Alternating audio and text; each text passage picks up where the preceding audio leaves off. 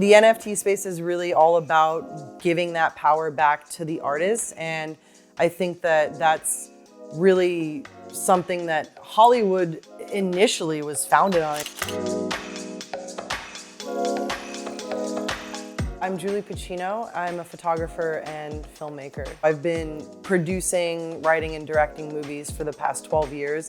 I'm an artist at my core, and so I would write screenplays as a way to just keep those creative juices flowing and the creative side of myself satisfied as I was producing other people's stuff. In around 2017, I made a short film called Connecting the Dots. That's how I got into directing, which is where I am now, on the precipice of directing my first feature film, I Live Here Now, which will shoot at the Madonna Inn, and which is based off of my Genesis NFT photography collection by the same title.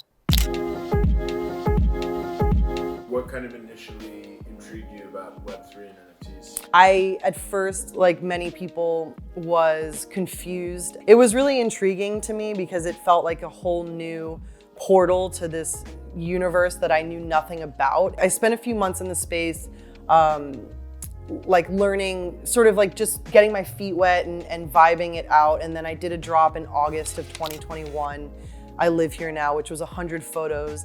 It sold out in under 30 minutes, and I just instantly started having these amazing connections and conversations with the people who were collecting my artwork. It felt just amazing to not only be validated as an artist, like yes, there's someone that thinks that your art has worth, but also the energy and the conversations I was having, there was just nothing, like I'd never experienced anything like that. So I think once that happened, I was instantly hooked. That's amazing. Yeah.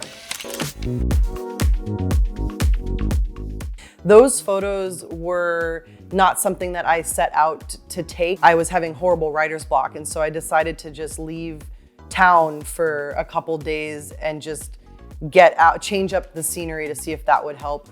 As soon as I walked into that place, it just hit me, and I had my cameras with me, and the idea for a new feature film was born as I was taking the pictures. And so I was sort of just like moving forward with making that film in the traditional way, just pitching private equity people, different Hollywood investors, and everyone that I was talking to, like there was always a catch with everyone that I was talking to, whether it was, you know, we want to have final cut over your movie, or we want to put this celebrity in your movie, and none of the investors that I was talking to seemed to understand or even give a shit about the artistic integrity of the movie.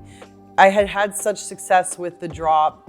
I was fully entrenched in the NFT community and meeting amazing people, and I thought, well, what if we go to those people who bought the photos that inspired this script, and what if we try to raise the money that way? Because these are people that are already excited and inspired by this conceptually. That decision to make Keepers of the Inn a collection to then fund the film I Live Here Now felt very organic and natural, and I think as soon as I talked to my creative partners about it, it just became kind of a no-brainer.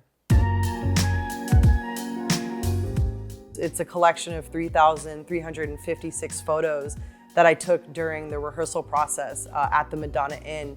And that's just a lot of, I have never released that much of my artwork to anyone. And so that part of it was super vulnerable, just feeling like I'm putting a lot of myself out there. So definitely was unsure and uncertain, and with that comes fear of if I just, you know, I think at my core, I knew the roadmap was strong and that this was an exciting thing because it's the first of its kind, but I think just wanting everyone to be happy with their NFTs and love the artwork that they mint was first and foremost. And so there was a lot of fear and nervousness, but I'm like absolutely blown away again with the reception and the conversations I've been having about the art. We were able to raise 296 ETH with the primary sales. This whole film was born in the NFT space and because of NFTs, and so it's felt like such a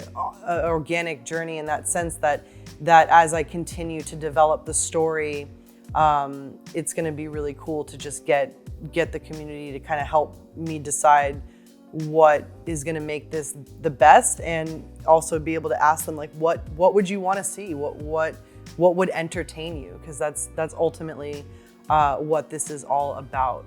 And so, you know, the NFT space is really all about giving that power back to the artists. And I think that that's really something that Hollywood initially was founded on. I mean, with Charlie Chaplin and Mary Pickford, even just with United Artists, like that was the whole ethos behind that, was just giving control back to the artists. And so I feel like, you know, here we are about a century later, and I feel like that's definitely something that's needed and that's ready to happen. And I think that NFTs have the power and the energy and the core to do that, and to turn those tides.